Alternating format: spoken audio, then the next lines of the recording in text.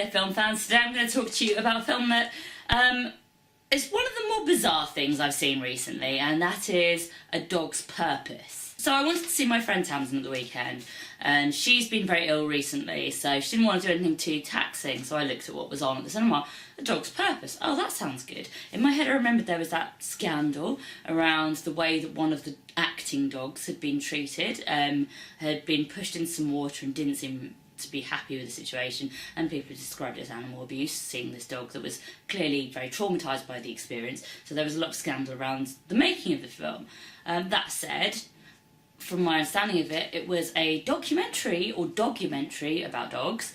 I love dogs, I wanted to watch some dogs, so I thought, let's see how this turns out. Obviously I don't want to see any dogs that are upset, but I'm curious as to what will happen. But I was totally wrong. It's not a documentary at all. It is in fact a schmaltzy kind of love story of sorts, but also quite focused on reincarnation, which I'm curious about how that plays to Middle America, as it's kind of a Buddhist, the Hindu, Buddhist, various other religions, but not Christian concept. Mind you, dogs I don't think have souls, do they, according to Christians, so yeah. I mean, I'm not really giving you much of a spoiler saying the dog gets reincarnated, because it happens within the first minutes of the film and took me completely by surprise, as I still was under the impression this was a documentary. Dog is born, dog is put down, game over, start again. So this precedent is immediately set. I know that the dog is going to die and be reincarnated based on the first minute. I'm assuming it's going to happen again. It'd be weird if it just happened right at the beginning, right? So the following movie, I obviously then spend on the edge of my seat, terrified for the safety of the various dogs. How are they going to die? As soon as someone throws a ball, I'm like, it's going to go in the road. As soon as they eat something, it's poison, they're going to be glass, So basically, I was in a state of near terror that I can only compare to watching a horror movie, which I don't think is what the intended idea behind the film is. So the lead dog is mostly called Bailey, although he has other names, or she occasionally, in his other lives. This is deeper than you would think, right? But yeah, he has a master called Ethan, who's played by AJ. He's played by AJ Capper, I think he's called, who is Archie in Riverdale, and that seems to be the only two things he's been in, but he's very good in both, actually. Big thumbs way up to him.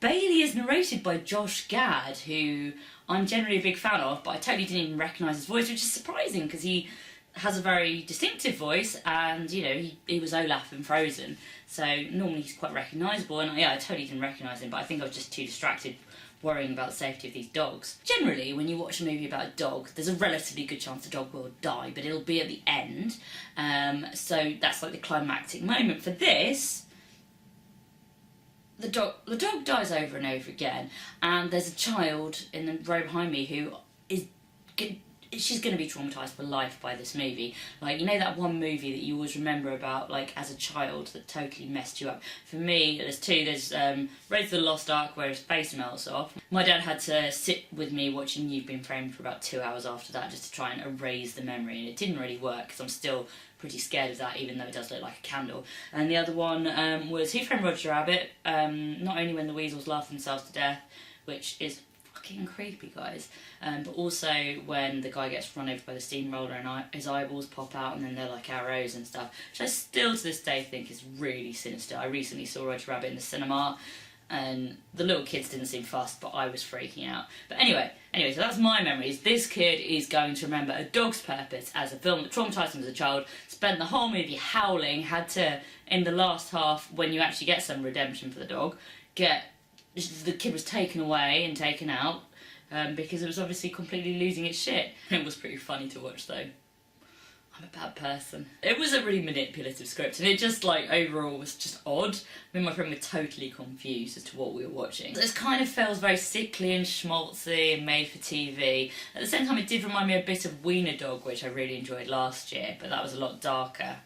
This was dark, but it didn't mean to be dark. So I kind of can't decide whether I liked it for that. It reminded me a bit of Black Beauty and Homeward Bound and all those movies from the 80s like that, which had a lead animal, but just a bit weirder and more twisted.